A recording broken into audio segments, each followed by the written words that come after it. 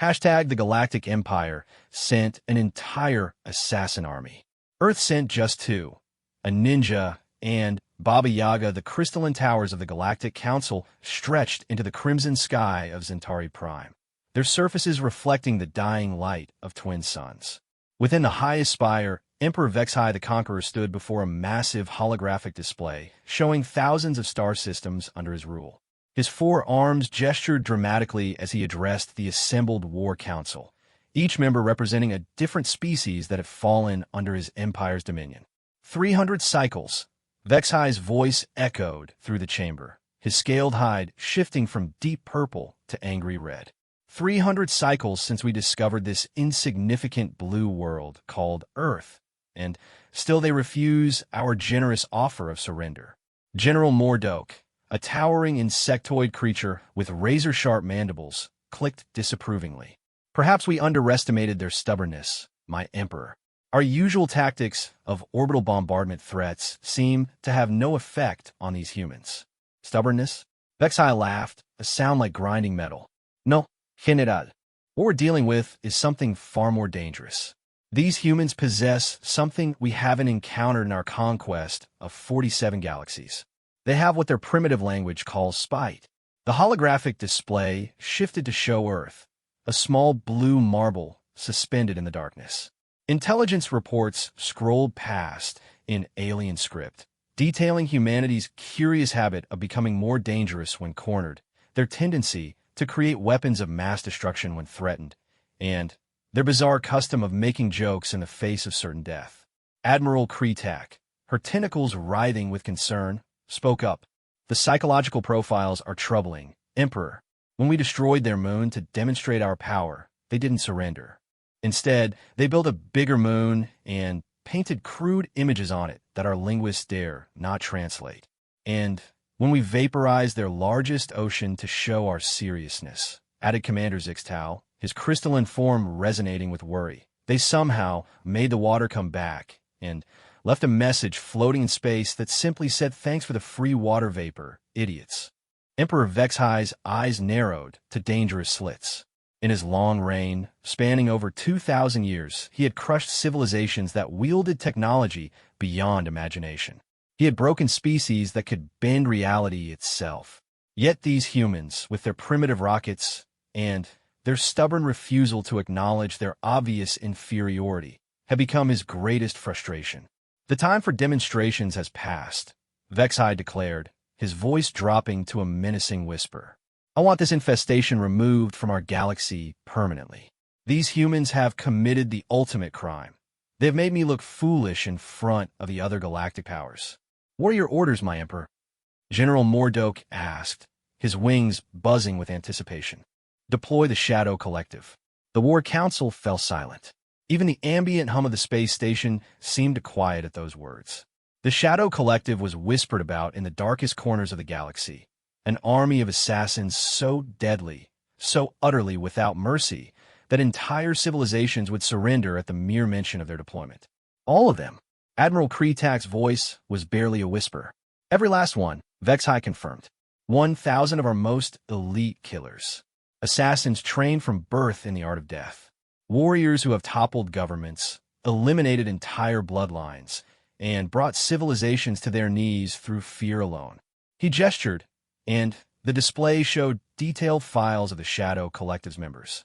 Each assassin was a master of their craft. Beings who could become invisible at will, shapeshifters who could impersonate anyone, psychic killers who could stop hearts with a thought, and technological terrors who could hack into any system and turn a planet's own defenses against it. Nixera, the Soul Render, Vexhai began, highlighting individual profiles, has personally eliminated 47 planetary leaders without ever being seen. Vexmore the Perfect Mimic has infiltrated and destroyed governments by becoming their own rulers. Quintal the Mindbreaker can drive entire populations to madness with a single psychic pulse. The profiles continued, each more terrifying than the last. These weren't mere soldiers or common killers. They were artists of destruction, beings who had spent centuries perfecting the craft of ending lives and toppling civilizations. But Emperor, Commander Zixtal ventured, his crystalline form flickering nervously. Isn't this excessive? Surely a dozen of the collective would be sufficient for one primitive world. Vexai's laugh was cold and humorless. You still don't understand, do you? These humans are different. They don't fight like civilized beings. They don't surrender when faced with superior odds. They don't even have the decency to despair when confronted with their own mortality. The Emperor moved to another display, showing recordings of human military actions throughout their brief but violent history. Battles where humans charged into certain death singing songs. Conflicts where outnumbered soldiers held impossible positions simply because someone told them they couldn't. Wars where entire nations threw themselves into the fire to protect abstract concepts like freedom and dignity. Look at their records, Vexai continued.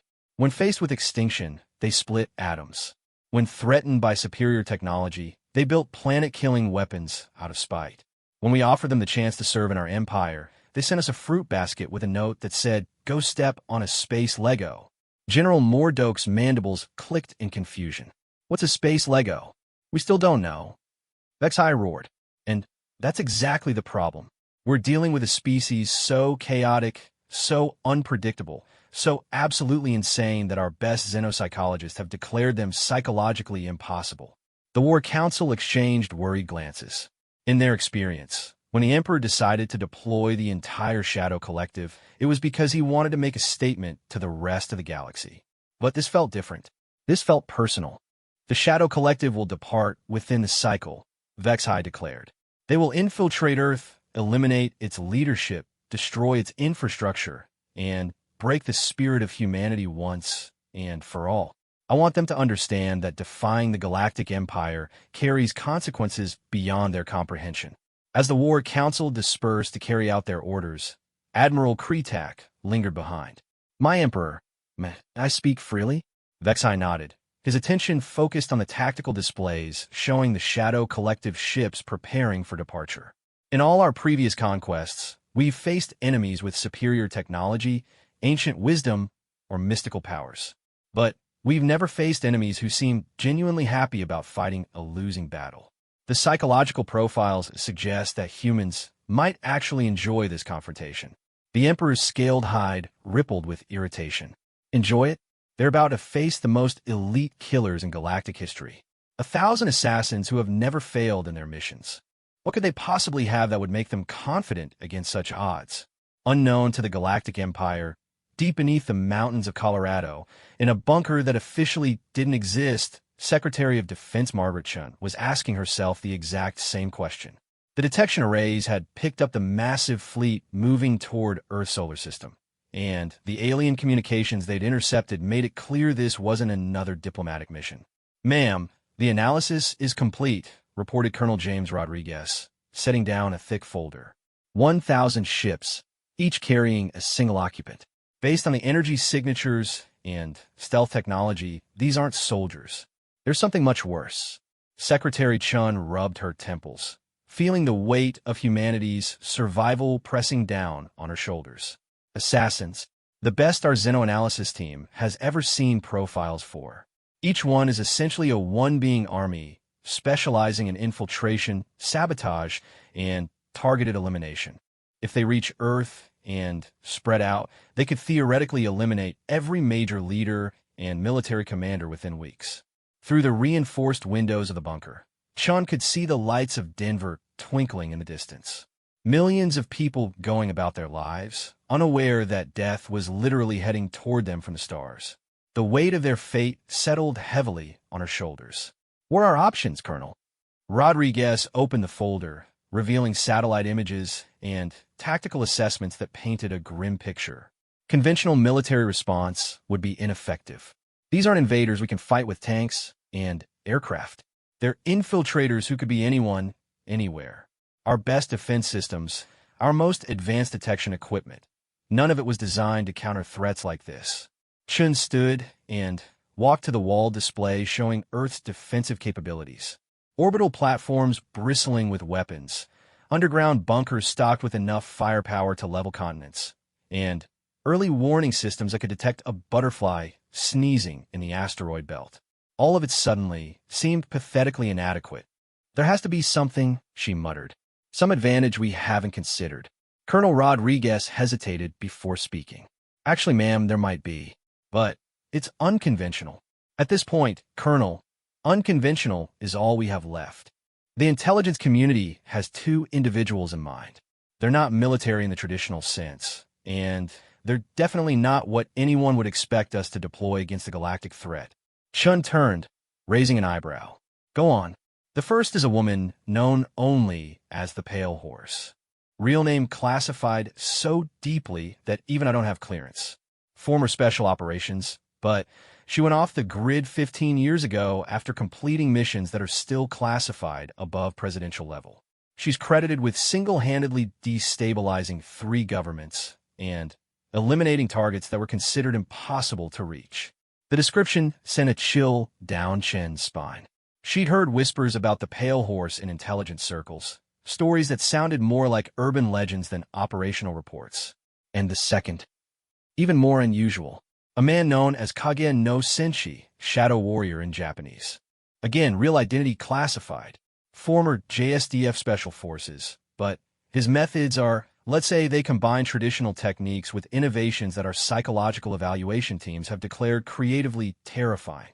Chen stared at the files Rodriguez placed before her. 2 individuals.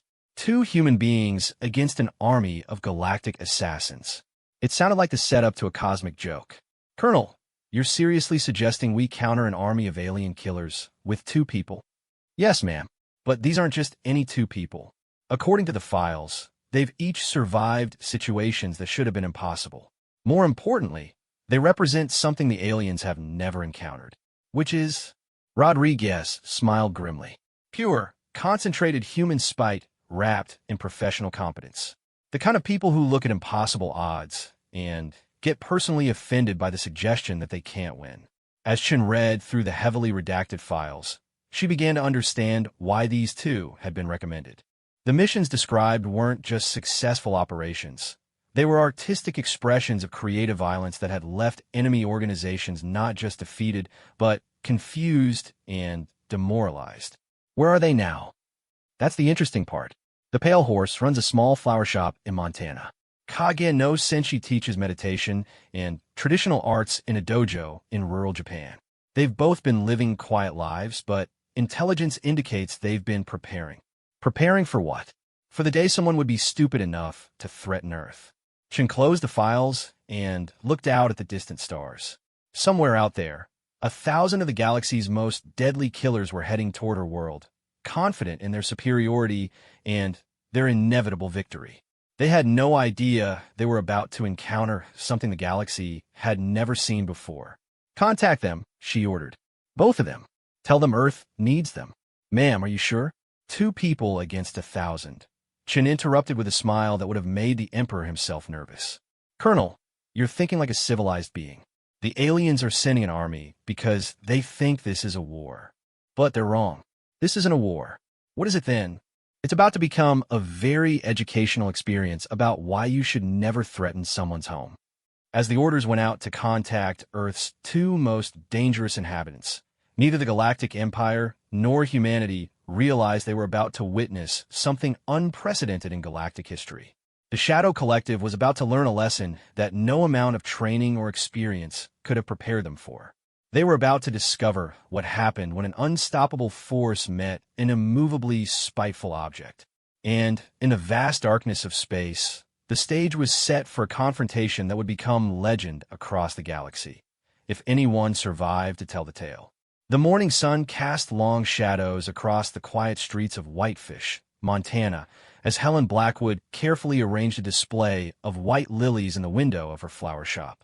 To anyone watching, she appeared to be nothing more than a middle-aged woman who had found peace in the simple art of floriculture. Her graying hair was pulled back in a practical bun. Her clothes were modest and earth-toned, and her movements had the unhurried grace of someone who had finally found their place in the world.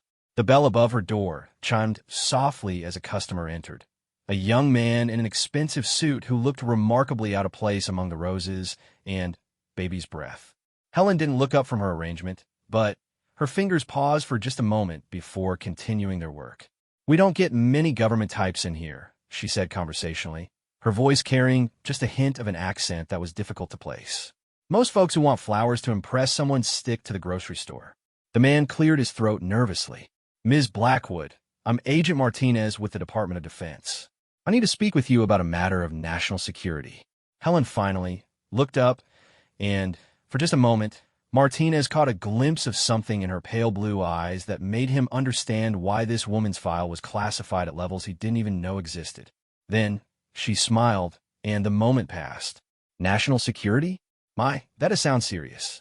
Would you like some tea while you explain what the United States government wants with an old flower lady? As Helen busied herself with the tea service, Martinez found himself studying the shop more carefully.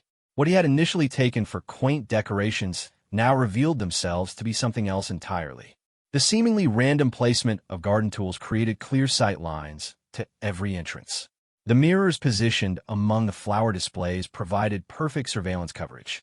And, unless he was mistaken, several of the larger planters were positioned to provide cover in case of an armed confrontation. You've maintained your skills, he observed.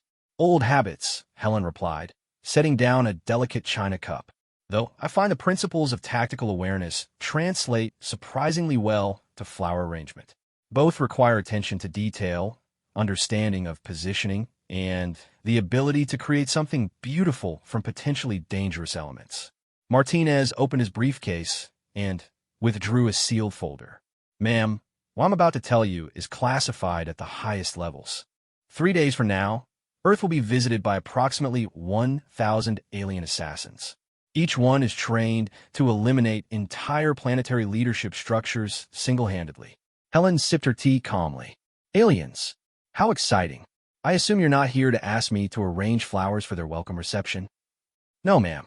We need you to come out of retirement. For a long moment, the only sound in the shop was the gentle tick of an antique clock and the distant hum of the refrigeration units, keeping the flowers fresh. Helen set down her teacup with deliberate precision. Agent Martinez, I've been retired for 15 years. I grow flowers now. I teach children about plants. I occasionally help Mrs. Henderson next door with her garden. I'm not the person you're looking for anymore. Martinez leaned forward. Ma'am, with respect, your file suggests otherwise. The Buenos Aires incident, the Moscow extraction, the thing in Prague that's still classified so deeply that only 12 people on Earth know what really happened there. Helen's expression didn't change, but Martinez noticed her fingers had moved to rest near a pair of pruning shears. Those were different times, different necessities, and this is a different necessity. Ma'am, we're talking about the survival of humanity. These alien assassins aren't coming to negotiate. They're coming to eliminate everyone who might organize resistance to their empire. And you think one retired operative can make a difference against 1,000 alien killers? No, ma'am. We think you can. Helen stood and walked to the window, looking out at the peaceful street where children were walking to school and elderly couples were enjoying their morning constitutionals. Her reflection in the glass showed a woman who had built a life of simple pleasures after years of complex terrors.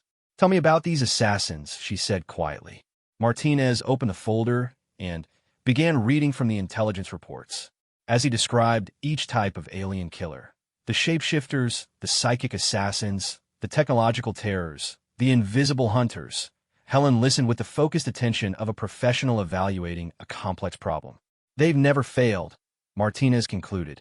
In 3,000 years of galactic conquest, the Shadow Collective has never encountered opposition they couldn't overcome. Helen turned from the window, and Martinez saw that the peaceful flower shop owner had vanished. In her place stood something that made his instincts scream danger warnings, even though she hadn't moved aggressively. Agent Martinez, did anyone in your analysis department consider why these aliens would send so many assassins against what they consider a primitive world? Mom. 1,000 assassins suggest they're either remarkably incompetent or they've learned something about humans that concerns them. Given that they've conquered most of the galaxy, incompetence seems unlikely. Martinez blinked, realizing he hadn't considered that angle. What do you think they've learned? Helen's smile was sharp as winter wind. That humans are the kind of species who split atoms when someone threatens them. The kind who build weapons capable of sterilizing planets when backed into a corner. The kind who consider impossible odds to be a personal challenge. She walked to the back of the shop, and Martinez heard the soft sound of multiple locks disengaging. When she returned, she carried a small, unremarkable black case. "What's in there?" he asked. "Tools of the trade. I may have retired, but I'm not naive. I always knew that someday, someone would be stupid enough to threaten my garden." Martinez watched as Helen methodically checked the contents of the case. He couldn't see what was inside, but her movements had the practiced efficiency of someone who could assemble death with their eyes closed. "There's something else," Martinez said. "You won't be working alone. There's another operator being activated for this mission." "Oh, Kodename Gahin no Sensi." Japanese, specialized in unconventional tactics. Helen paused in her preparations. "I've heard whispers, urban legends among the intelligence community. Someone who turned psychological warfare into an art form." "That's him. The plan is for both of you to work independently, using different approaches to eliminate the threat." "Independently?" Helen raised an eyebrow. "Agent Martinez, these aliens are sending 1,000 killers because they've recognized humans as a genuine threat. Don't you think they might have planned countermeasures for Earth's obvious response?" Martinez looked confused. "What obvious response?" "Sending our own killers to meet them." Helen closed the case with a soft click. "They're expecting us to respond conventionally. Military forces, defensive positions, predictable tactics. What they're not expecting is for us to respond like humans." "I don't understand the distinction." Helen's laugh was soft but somehow terrifying. "Agent Martinez, military forces follow rules. They have commanders, chains of command, predictable doctrines. But you're not activating military forces. You're waking up apex predators who've been pretending to be house cats." She walked to her flower display and carefully selected 2 specific blooms, a white rose and a black orchid. With practiced movements, she began weaving them into a small arrangement. "This rose represents beauty, peace, innocence," she explained as she worked. "The orchid represents mystery, strength, and luxury. Separately, they're lovely. Together, they create something that's greater than the sum of their parts." Martinez watched, fascinated despite his confusion. "Ma'am, I'm not sure I follow the metaphor. Your plan calls for 2 independent operators working separately against a coordinated enemy force. That's a recipe for defeat against opponents this sophisticated." Helen finished the arrangement and turned to face him. "But there's another option, which is, we work together, not as independent agents following parallel missions, but as a coordinated nightmare that these aliens have never encountered." Martinez frowned. "The psychological profiles suggest you both work better alone. Cooperation might compromise your effectiveness." Helen's smile returned, and this time Martinez understood why enemy agents had reportedly surrendered rather than face her in the field. "Agent Martinez, these aliens are about to learn something important about humans. We're not just dangerous when we're alone. We're absolutely terrifying when we decide to cooperate." She moved to a small desk in the corner of the shop and began writing a note. Her handwriting was elegant, but somehow gave the impression that it could transform into something lethal at a moment's notice. "I'm going to need transport to Japan," she said without looking up. "Ma'am, that's not the plan. You're supposed to—" "Agent Martinez." Helen looked up, and her expression stopped his protest cold. "The plan assumes these alien assassins will behave predictably, but they're professionals, which means they'll adapt to whatever Earth throws at them. If we want to survive this, we need to be more than they expect. What are you proposing?" Helen finished her note and sealed it in an envelope marked with a single Japanese character that Martinez couldn't read. "I'm proposing we give these galactic conquerors their first lesson in human cooperation. They're expecting to face Earth's most dangerous individuals. Instead, they're going to encounter something that shouldn't exist according to their understanding of predator psychology, which is 2 apex predators who've decided to hunt together." Helen gathered her case and a small traveling bag she'd apparently prepared years ago. "Agent Martinez, contact your counterpart in Japanese intelligence. Tell them the Pale Horse is coming to pay her respects to the Shadow Warrior." As Martinez processed this unexpected development, Helen moved through her shop with swift efficiency. She adjusted the positions of several mirrors, changed the water in specific flower arrangements, and left small, subtle signs that would be meaningless to most observers but would tell the right people everything they needed to know. Ma'am, I have to ask, are you sure about this approach? Working with someone you've never met, against an enemy unlike anything in human experience. Helen paused at the door, her hand on the light switch. Agent Martinez, I spent 15 years learning to trust only myself. I built a life where the most dangerous thing I had to worry about was aphids on my roses. But these aliens made a critical error in their planning. What error? They threatened my garden. The lights went out, and in the darkness, Martinez heard Helen's voice, soft and utterly without mercy.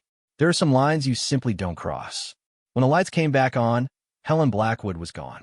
The flower shop stood empty except for the arrangement she'd created, a white rose and black orchid intertwined in a pattern that somehow suggested both beauty and death. On the counter lay her keys and a small sign that read, "Gone fishing." Back when the galaxy learned some manners. As Martinez stood alone among the flowers, he began to understand why the intelligence community spoke of the pale horse in whispers. He also began to suspect that the 1,000 alien assassins heading toward Earth had no idea what they were about to encounter. Somewhere in the Montana mountains, a woman who had spent 15 years pretending to be harmless was remembering why she had once been considered the most dangerous individual on 3 continents. And in a small dojo in rural Japan, a man who had dedicated his life to teaching peace was about to receive a message that would awaken something the galaxy had never seen. The Shadow Collective thought they were coming to eliminate Earth's leadership. Instead, they were about to discover what happened when humanity stopped pretending to be civilized. The first phase of Earth's response was already in motion, and it would not be anything the aliens expected. It would be something far worse. It would be human. The ancient bamboo rustled in the morning breeze as Hiroshi Tanaka knelt in perfect Seiza position beside a small pond, his weathered hands moving with meditative precision as he fed ornamental koi. To the casual observer, he appeared to be exactly what he seemed, a retired martial arts instructor who had found peace in the traditional ways of his ancestors. His simple gray kimono was worn but well-maintained, his movements carried the quiet dignity of age and wisdom, and his small dojo reflected a life dedicated to teaching harmony and self-discipline. The morning routine was always the same. Feed the koi at sunrise, tend to the garden, prepare for the day's students, and maintain the perfect balance between tradition and adaptation that had defined his teaching for the past decade. It was a life of deliberate simplicity, far removed from the complexities he had once navigated in service to his country. A soft chime indicated someone had entered the outer courtyard. Hiroshi didn't look up from the pond, but his awareness expanded to encompass the approaching footsteps, the slight nervousness in their cadence, and the particular way the visitor moved that suggested formal training, but recent inactivity. "Tanaka-sensei." The voice called in respectfully accented Japanese. "I am Agent Yamamoto from the Defense Intelligence Office. I apologize for the early intrusion, but I must speak with you on a matter of national importance." Hiroshi scattered the last of the fish food across the water's surface and stood with the fluid grace of someone whose body remained a finely tuned instrument despite the passage of years. When he turned to face his visitor, Agent Yamamoto experienced a moment of disorientation. The man's eyes held depths that seemed to contain entire libraries of experience, knowledge, and carefully controlled danger. "National importance," Hiroshi repeated thoughtfully, switching to flawless English. Such words carry weight beyond their syllables. "Please, join me for tea while you explain what has disturbed the usual order of things." As they settled in the traditional tea room, Yamamoto found himself studying the space with growing unease. Like the flower shop in Montana, this appeared to be a place of peace that had been arranged by someone who understood violence intimately. The sliding screens could be repositioned to create multiple escape routes. The seemingly decorative items were positioned to serve as improvised weapons. Most unsettling of all, everything was placed with the kind of precision that spoke a mind that never truly stopped planning for conflict. "Sensei, what I must tell you is classified at the highest levels of government." Yamamoto began as Hiroshi prepared tea with ceremonial care.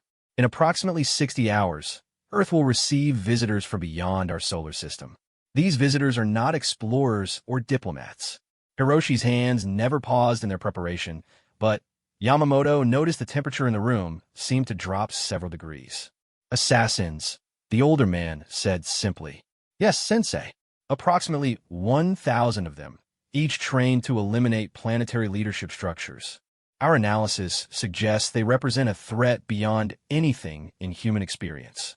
And you've come to ask an old teacher to abandon his students and return to work he left behind many years ago. Yamamoto shifted uncomfortably.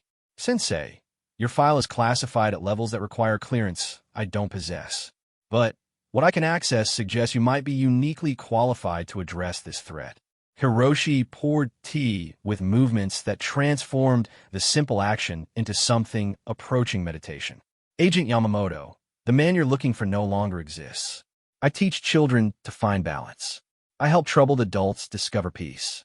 I maintain a garden and feed fish. The person in those files became someone else a long time ago. Sensei, with respect, the Moscow incident was 15 years ago. Hiroshi's voice remained calm, but something in his posture suggested the conversation was approaching dangerous territory. The Berlin situation was 14 years ago. The thing in Somalia that officially never happened was 13 years ago. Each of those events belonged to someone who chose to become something different. Yamamoto pressed forward despite his growing sense that he was walking through a minefield. Sensei, humanity faces extinction. These alien assassins have never failed in their missions. You need someone who can think like them. Hiroshi sipped his tea contemplatively. Someone who understands that true assassination is not simply murder, but the art of removing an enemy's ability to resist through the systematic elimination of their capacity for coordinated action. The casual way he described such concepts made Yamamoto's blood run cold.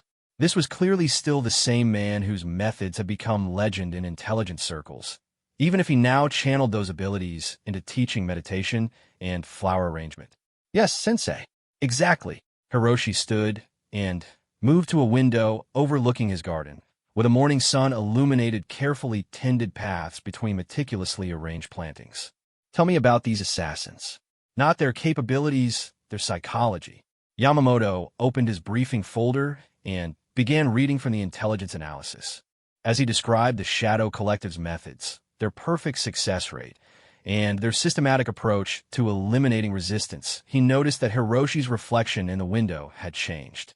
The peaceful teacher was still there, but something else had awakened behind his eyes. They hunt alone, Hiroshi observed when the briefing concluded. Each assassin operates independently, relying on personal skill and the element of surprise. Yes, sensei. Our analysts believe this makes them nearly impossible to counter using conventional methods. And what does your government propose as an unconventional method? Yamamoto hesitated before answering. There's another operative being activated, an American agent known as the Pale Horse. The plan calls for both of you to work independently, using your unique skills to eliminate as many of the assassins as possible. Hiroshi turned from the window, and Yamamoto experienced the distinct sensation of being evaluated by something that had temporarily set aside its humanity in order to think more clearly.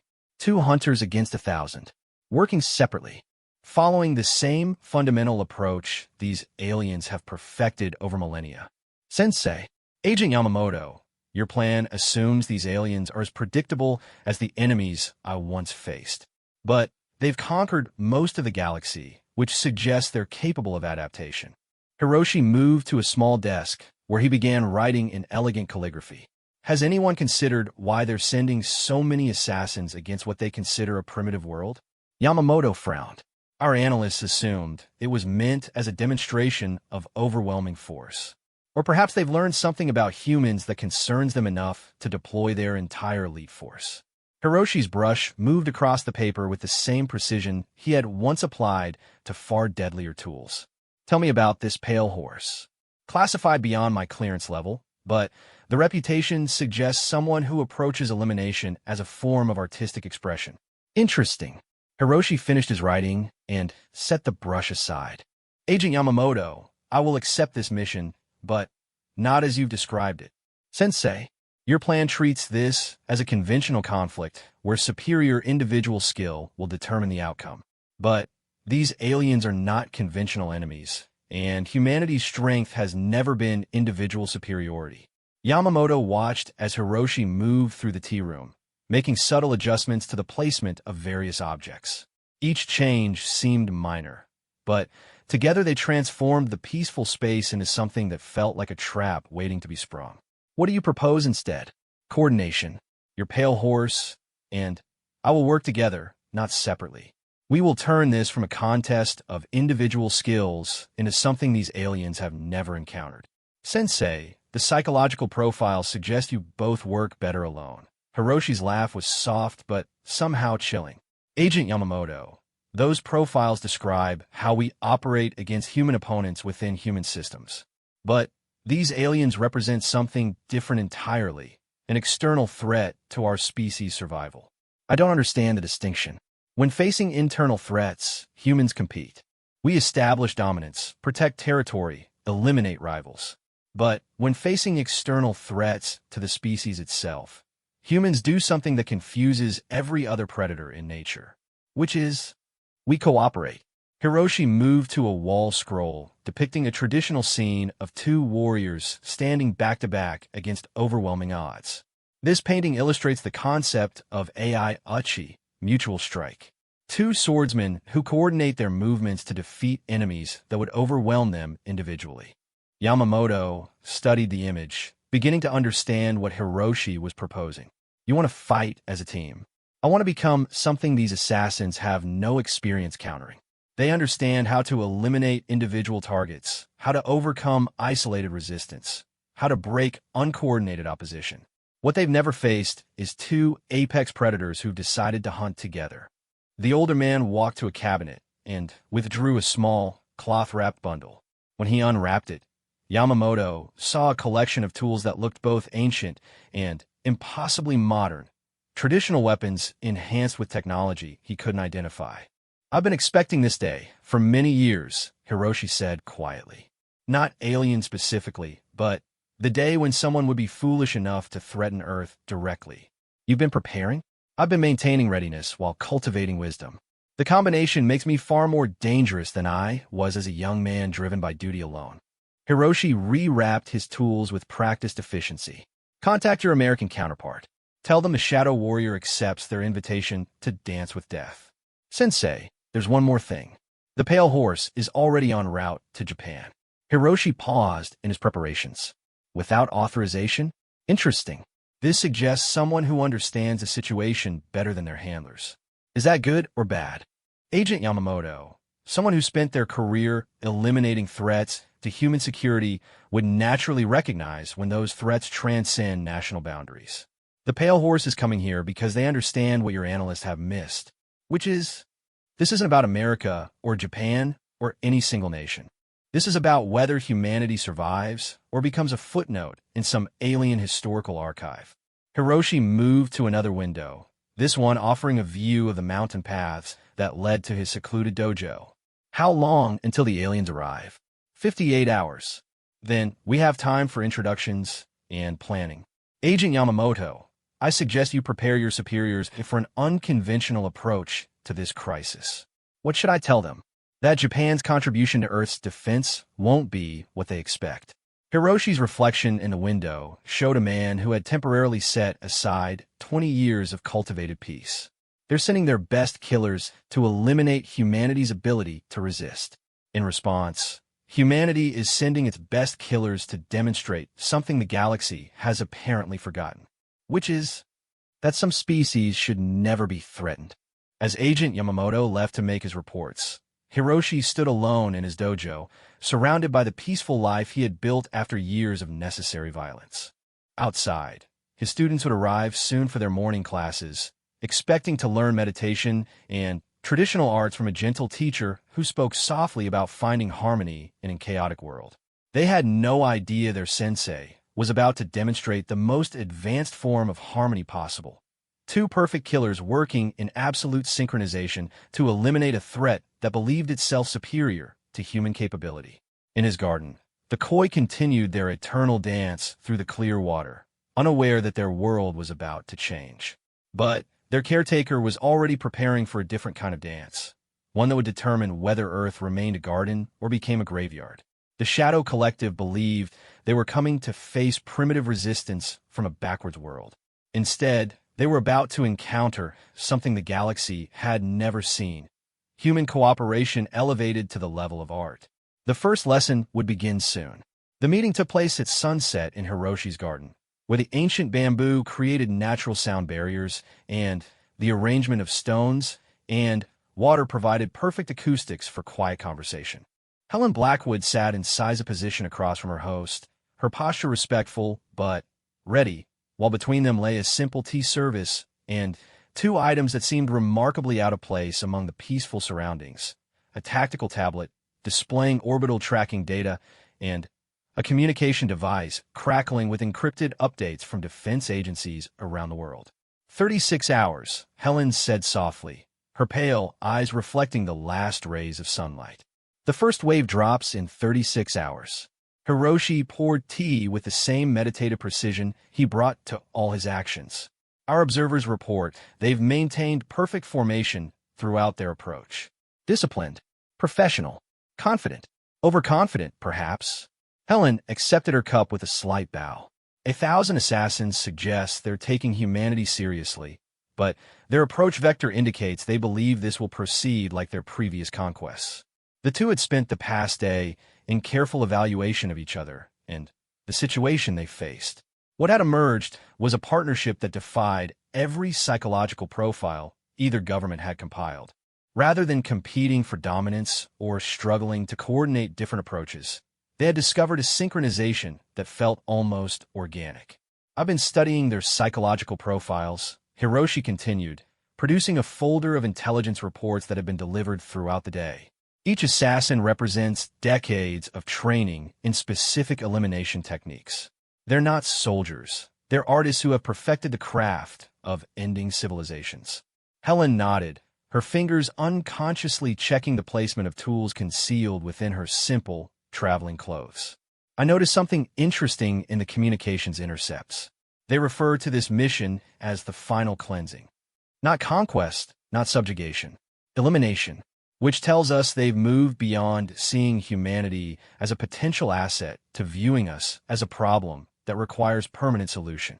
Hiroshi's voice remained calm, but his eyes held the cold focus of someone calculating angles of attack. They mean to leave no survivors capable of organizing future resistance. A soft chime from the communication device interrupted their analysis.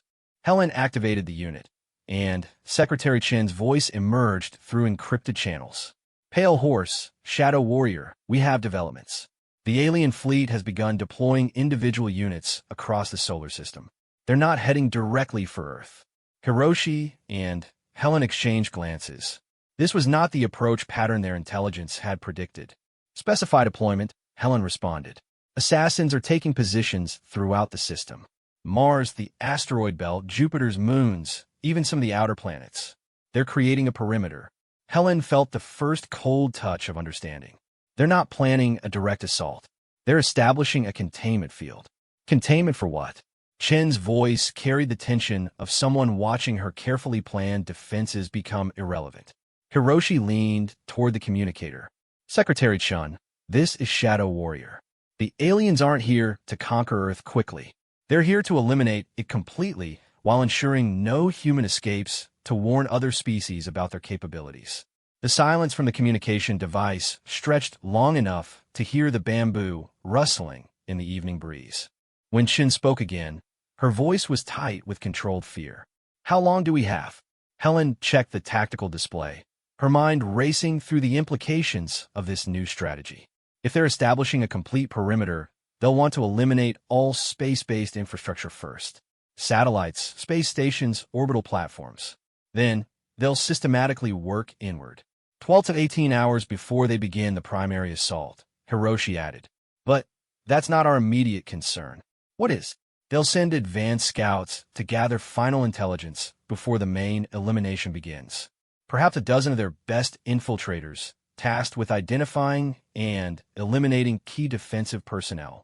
Helen was already moving, her body shifting into the fluid readiness that had once made her the most feared operative in 3 hemispheres. How many do you think they'll send to Japan? For a target like me? 2, possibly 3. Enough to overwhelm any conventional defense, but not so many as to risk exposing their capabilities prematurely. And for Montana? Similar numbers. They'll have studied our files, identified us as primary threats to their operation. Chen's voice crackled through the static. Can you handle those odds? Helen's smile was sharp as winter steel. Secretary Chan, they're making the same mistake every enemy has made when facing human opposition. Which is, they're planning to hunt us individually. She looked across the T-service at Hiroshi, and in his eyes she saw the same predatory calculation that was sharpening her own thoughts. But we're not planning to be hunted. The communication device went silent as encrypted updates began streaming across the tactical display. Satellite footage showed sleek alien vessels taking positions throughout the solar system with the precision of a closing trap.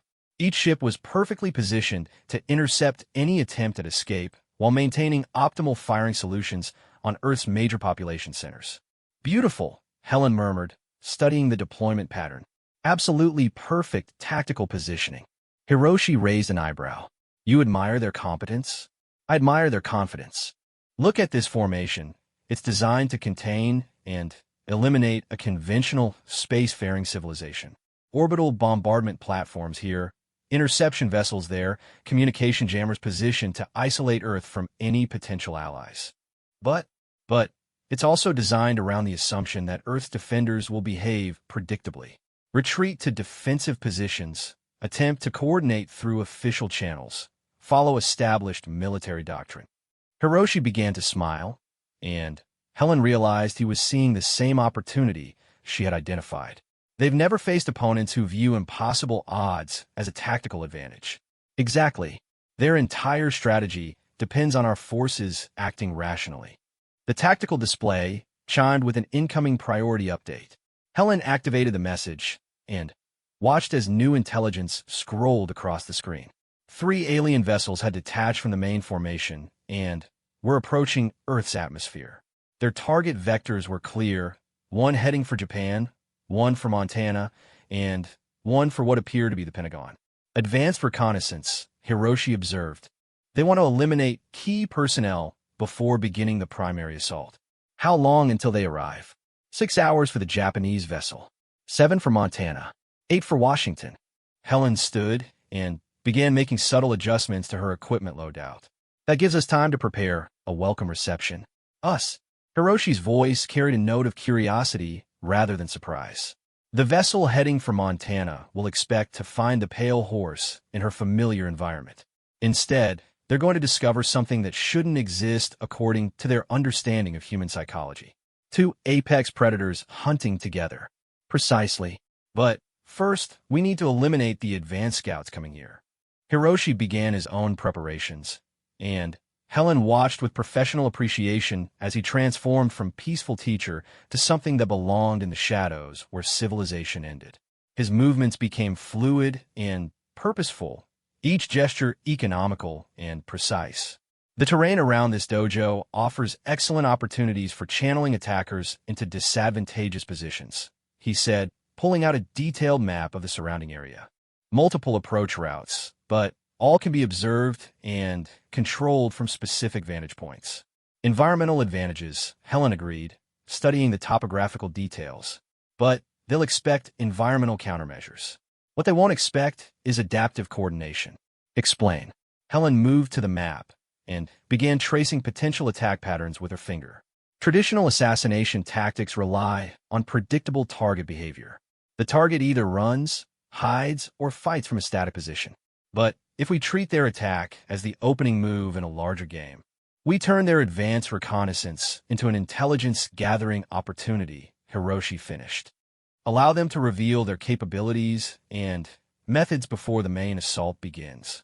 Better than that, we turn it into a demonstration. Hiroshi paused in his preparations. A demonstration of what? Helen's smile carried the promise of educational violence, of what happens when someone threatens Earth. As darkness settled over the mountain valley, the 2 most dangerous humans on the planet made final preparations for a confrontation that would determine the fate of their species. Neither government that had activated them understood what they were about to witness. The alien assassins approaching Earth had no concept of what awaited them. In the growing darkness, Helen and Hiroshi moved through Hiroshi's compound with the synchronized precision of dancers who had rehearsed their performance for years rather than hours.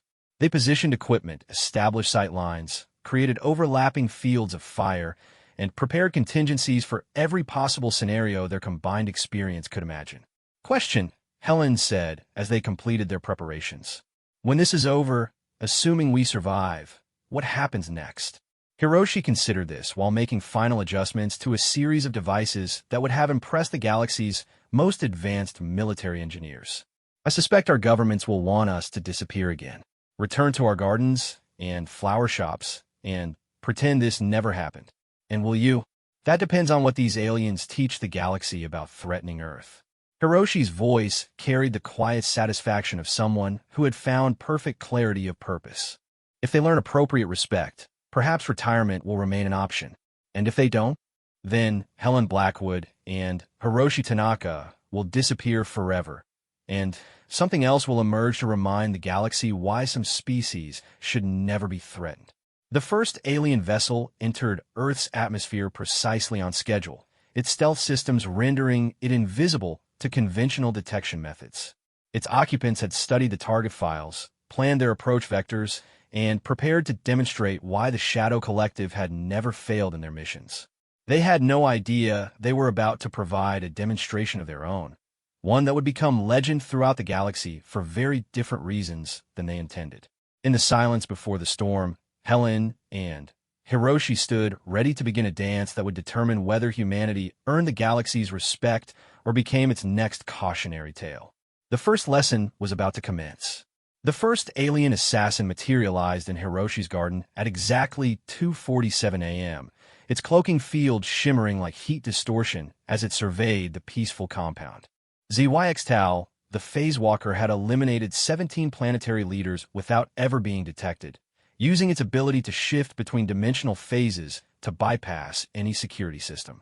To its quantum-enhanced senses, the small dojo appeared exactly as intelligence had predicted, a traditional structure housing a single aging human who posed a theoretical threat to the Shadow Collective's mission. The assassin's primary sensor sweep detected one life form in the main building, apparently asleep. Secondary scans revealed no electronic security systems, no defensive measures, no indication that the target was aware of its presence. This would be another routine elimination, completed within minutes, and leaving no trace of alien involvement. ZYX Tau began phasing through the outer walls, its form becoming translucent as it passed through solid matter toward its target. The phase walker had perfected this technique over centuries. Approach unseen, materialize directly beside the sleeping target, eliminate them before they could react, and depart without disturbing anything else in the immediate area. It never occurred to the alien that the garden had been specifically arranged to channel invisible intruders along predictable paths. Helen watched through night vision equipment from her position in the bamboo grove as the alien assassin moved through the compound with fluid grace. Its cloaking technology was impressive, but thermal imaging revealed its location clearly enough for her to track its approach. More importantly, its movement pattern confirmed the intelligence analysis. These beings relied heavily on technological superiority and the element of surprise. Phase 3, she whispered into her throat microphone, alerting Hiroshi to the assassin's position. Inside the main building, Hiroshi lay perfectly still in the bed the alien was approaching, his breathing regulated to simulate natural sleep, while his awareness expanded to encompass every detail of his surroundings. Years of meditation had taught him to perceive disturbances in the environment that technology couldn't detect. The slight displacement of air, the subtle changes in ambient energy, the almost imperceptible shift in quantum fields that preceded the assassin's materialization. ZYX Tau solidified beside the sleeping figure, its biomechanical weapon systems extending toward the target's throat. In another few seconds, the first objective would be complete, and it could move on to the secondary targets the orbital scans had identified. Instead, the sleeping human exploded into motion with a speed and precision that defied the alien's understanding of biological limitations. Hiroshi's first strike was a palm thrust that should have been impossible for someone his age, a technique that channeled not just physical strength, but the focused application of key energy he'd spent decades learning to control. The blow connected with the alien's center mass and sent it crashing through the paper screen walls with enough force to embed it in the wooden support beam beyond. Before ZYXTAL could recover from its shock, the second impossible thing happened. Helen emerged from concealment behind the alien, having somehow moved from her position outside to a location that should have been impossible to reach without being detected. Her first attack was a blade thrust that penetrated the assassin's personal shields and sent feedback cascading through its technological systems. "Greetings," she said conversationally as the alien struggled to process what was happening. "We understand you're here to eliminate threats to your Empire's expansion plans." ZYXTAL attempted to phase shift to escape, but discovered its dimensional manipulation systems were malfunctioning. The humans had somehow disrupted technology that was supposed to be beyond their comprehension. Hiroshi approached from the other side, moving with the controlled grace of someone who had transformed violence into art. "Unfortunately, you appear to have misunderstood the nature of the threat you came to eliminate." The alien's vocal systems activated, transmitting rapid bursts of data toward its orbital support ship. Helen and Hiroshi exchanged glances. They had expected this reaction. "That's fascinating technology," Helen observed, "producing a device that should not have existed according to galactic understanding of human capabilities. But you're not reporting to your ship anymore." ZYXTAL's communication attempts were being intercepted, decoded, and replaced with fabricated status reports indicating the mission was proceeding normally. The technology required to achieve this level of signal manipulation was supposedly beyond human understanding. The problem with relying on technological superiority, Hiroshi explained as he bound the injured alien with restraints that somehow negated its remaining systems, is that it assumes your opponents haven't been preparing for your arrival. Helen activated a recording device and placed it where the alien could see it clearly. "ZYXTAL the Phase Walker, I believe. Your reputation precedes you. 17 planetary leaders eliminated without detection. Quite impressive." The alien's translator systems worked frantically to process human speech patterns. When they succeeded, ZYXTAL experienced something no Shadow Collective assassin had ever felt before: genuine confusion. "How do you know my designation?" it managed to ask. "We know quite a bit about your organization," Hiroshi replied, settling into a comfortable position for what was obviously going to be a lengthy conversation. "The Shadow Collective. 1,000 of the galaxy's most elite killers. Never failed in a mission. Responsible for the elimination of resistance on 47 worlds. Impossible. That information is not available to primitive species." Helen's laugh was soft but somehow terrifying.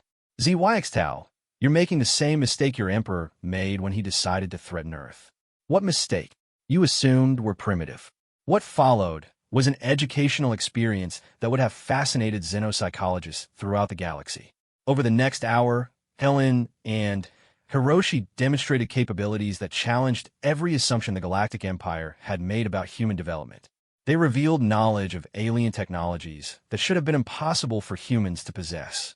They displayed combat techniques that combined traditional human martial arts with innovations that seemed to violate known physics.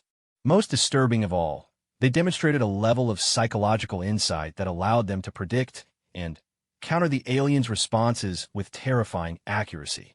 "The thing about human evolution," Helen explained while making adjustments to equipment that was somehow jamming ZYXTAL's attempts to self-destruct, "is that we developed in an environment where everything was trying to kill us. Predators, diseases, natural disasters, hostile climate changes," Hiroshi added. "For millions of years, survival required the ability to adapt, innovate, and overcome threats that seemed impossible to defeat. So, when your Emperor decided to threaten our home, he triggered responses that have been refined over evolutionary timescales. ZYXTAL's sophisticated psychological analysis systems were producing readings that made no sense.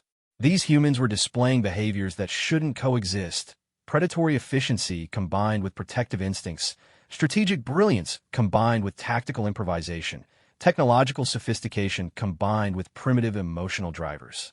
You cannot defeat the Shadow Collective," Zhuangtao insisted, its voice carrying the confidence of someone who had witnessed the fall of civilizations.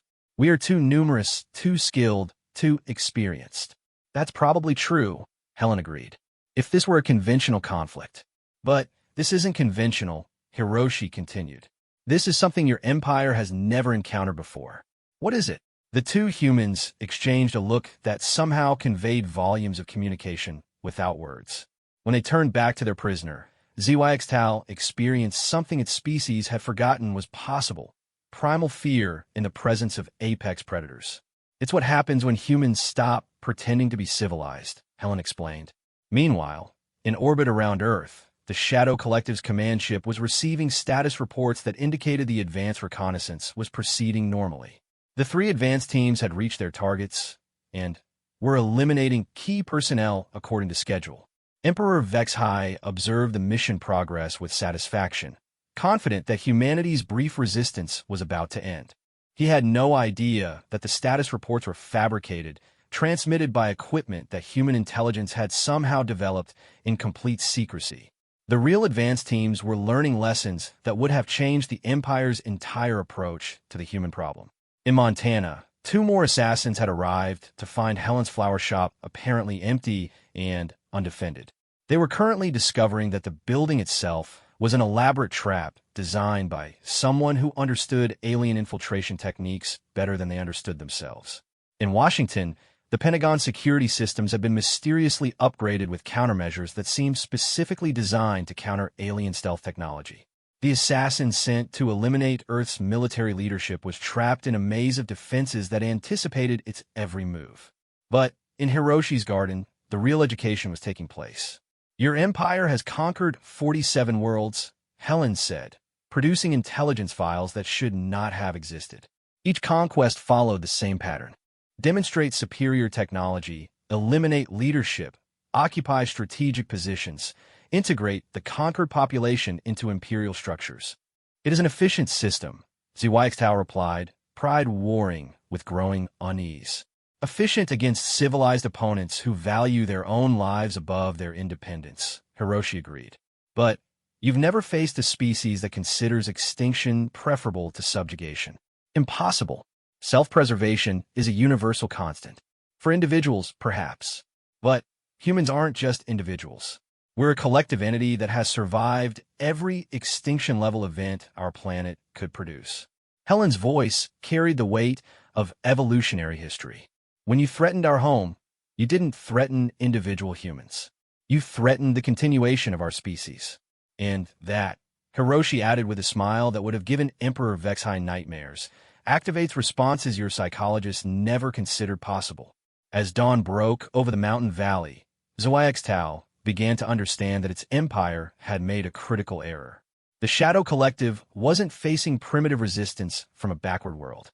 They were facing something the galaxy had never seen before, a species that had been preparing for this confrontation since before recorded history began. The first lesson was complete, but it was only the beginning of humanity's demonstration. By the time the sun set again, the galaxy would learn why some species should never be threatened, and the Galactic Empire would face a choice they had never encountered before: surrender, or discover what humans were capable of when they stopped holding back. The Shadow Collective had come to eliminate Earth's ability to resist. Instead, they were about to become unwilling participants in humanity's graduation from planetary to galactic significance. The real war was about to begin, and it would be unlike anything the galaxy had ever witnessed.